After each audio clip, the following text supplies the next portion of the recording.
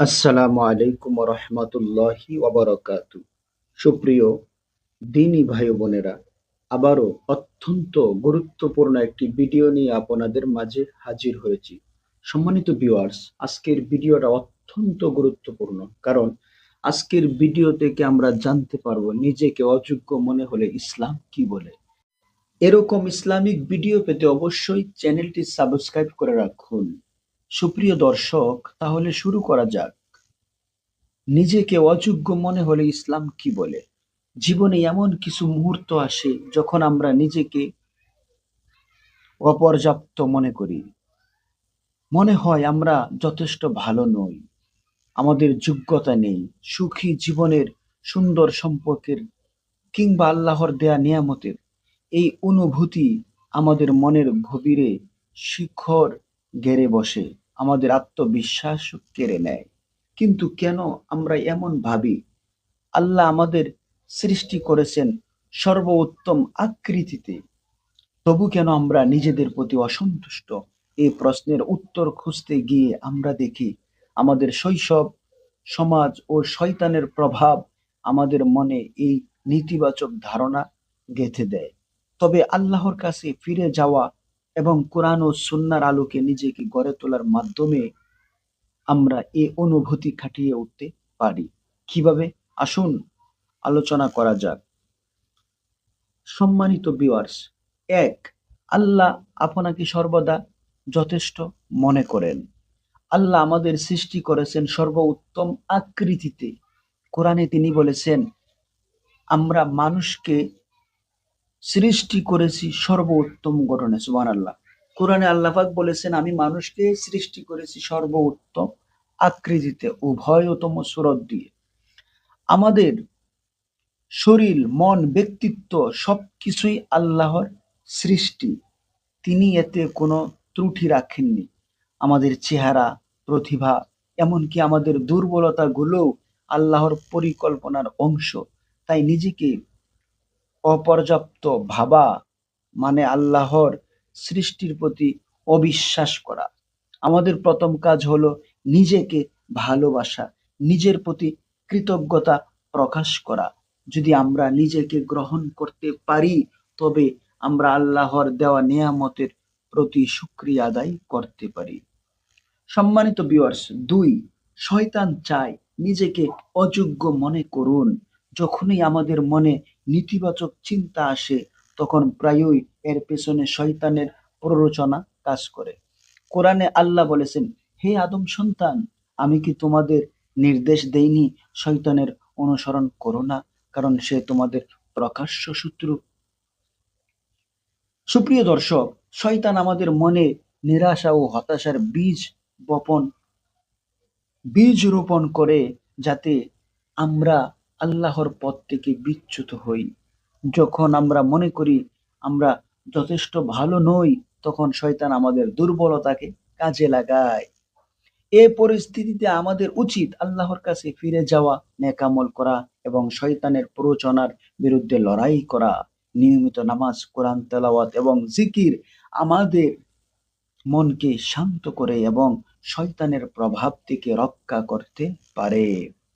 সুপ্রিয় সম্মানিত ভিউয়ার্স, ৩, যারা আপনাকে অযোগ্য মনে করায় তারা নিজেরা দুর্বল। অনেক সময় আমাদের চারপাশের মানুষ আমাদের অযোগ্য বোধ করায়। তাদের কথা বা আচরণ আমাদের মনে আঘাত করে। কিন্তু বুঝতে হবে, যারা আমাদের প্রতি নেতিবাচক আচরণ করে তারা নিজেরাই দুর্বল। চিফ ডট বলেন, কিছু মানুষ ডক্টর চিফ ডট বলেন, কিছু মানুষ তাদের নিজেদের দুর্বলতার প্রতি অসন্তুষ্ট, তাই তারা অন্যদের প্রতি তাচ্ছিল্য প্রকাশ করে। কথা কিন্তু ঠিক। এরা করুণার যোগ্য। একই সঙ্গে নিজেদের সীমানা নির্ধারণ করা জরুরি। যদি এই নেতিবাচক মানুষ আমাদের নিকটাত্মীয় হয়, তবে তাদের সঙ্গে সম্পর্ক বজায় রেখে দূরত্ব রাখতে হবে। আর যদি তারা আমাদের জীবনের অংশ না হয়, তবে তাদের থেকে দূরে থাকাই সবচেয়ে ভালো। সম্মানিত ভিউয়ার্স, ৪, জীবনের একমাত্র উদ্দেশ্য আল্লাহকে সন্তুষ্ট করা। আমরা প্রায়ই অন্যদের মতামতের উপর ভর করে নিজেদের মূল্যায়ন করি, কিন্তু কোরআন আমাদের শেখায় আমাদের জীবনের একমাত্র উদ্দেশ্য হলো আল্লাহর সন্তুষ্টি অর্জন করা। কোরআনে বলা হয়েছে, তোমাদের সম্পদ বা সন্তান তোমাদের আমার নিকটবর্তী করে না, কিন্তু যারা ঈমান আনে এবং নেক আমল করে তারাই তাদের কাজের জন্য বহুগুণ পুরস্কার পাবে। সুবহানাল্লাহ। অন্যরা আমাদের সম্পর্কে কি ভাবে তা নিয়ে চিন্তা করলে আমরা নিজেদের মানসিক শান্তি হারাবো। তাই আমাদের মনোযোগ থাকা উচিত শুধু আল্লাহর দিকে। অন্যদের মতামত শুনতে হবে, তবে তা কোরআন ও সুন্নাহর সঙ্গে সামঞ্জস্যপূর্ণ হলেই গ্রহণ করা উচিত। সম্মানিত ভিউয়ার্স, পাস জীবনের প্রতিটি ঘটনা একটি পরীক্ষা। জীবনে যখন আমরা দুঃখ, কষ্ট বা প্রতিকূলতার সম্মুখীন হই, তখন মনে হয় আল্লাহ আমাদের ভালোবাসেন না। কিন্তু কোরআন আমাদের মনে করিয়ে দেয়, আমি অবশ্যই তোমাদের পরীক্ষা করব। ভয়, ক্ষুধা, সম্পদের ক্ষতি, জীবনের ক্ষতি এবং ফসলের ক্ষতি দিয়ে ধৈর্যশীলদের জন্য সুসংবাদ দাও। সম্মানিত ভাষা কিন্তু কোরআন আয়াতের অর্থ। অবশ্যই আমরা এই বিষয়গুলো ইনশাল্লাহ ভেবে চিনতে সামনের দিকে এগিয়ে যাব। জীবনের প্রতিটি কষ্ট আমাদের ইমানকে শক্তিশালী করার পরীক্ষা। যদি ধৈর্য ধরে আল্লাহর উপর ভরসা রাখি, তবে আমরা এই পরীক্ষায় উত্তীর্ণ হব। আল্লাহ আমাদের কখনোই এমন পরীক্ষায় ফেলেন না যা আমরা সহ্য করতে পারি না। তাই প্রতিকূলতার মুখে হতাশ না হয়ে আল্লাহর কাছে ফিরে যাওয়া উচিত। সম্মানিত ভিউয়ার্স, ৬, নিজেকে ভালোবাসা মানে আল্লাহর প্রতি কৃতজ্ঞতা। কথা কিন্তু ঠিক।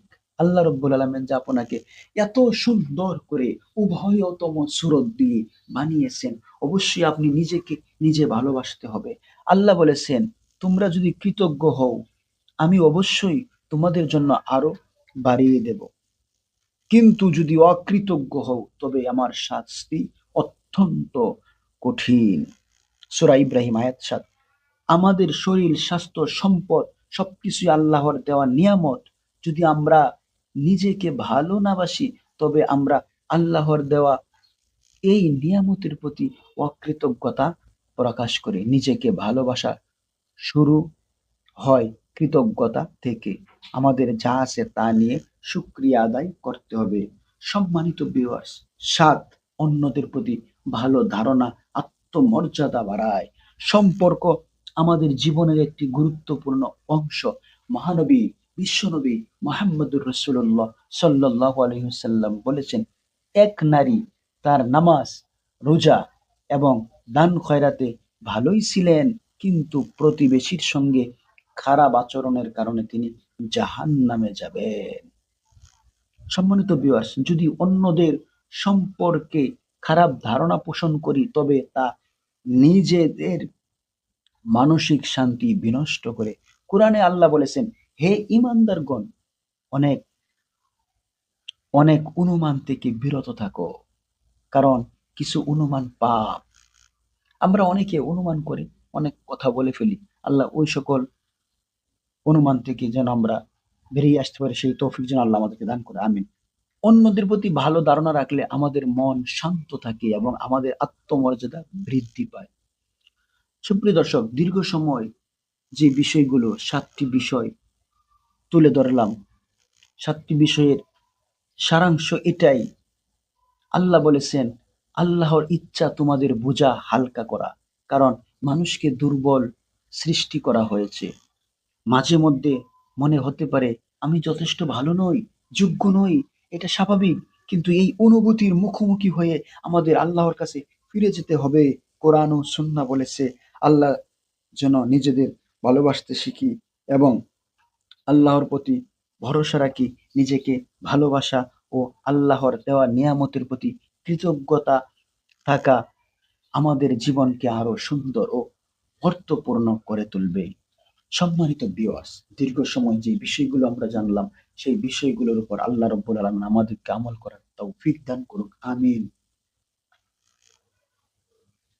আবারও দেখা হবে পরবর্তী কোনো ভিডিও। ভালো থাকবেন, সুস্থ থাকবেন। সকলের সুস্থতা কামনা করছি। আল্লাহ হাফেজ। আসসালামু আলাইকুম রহমতুল্লাহি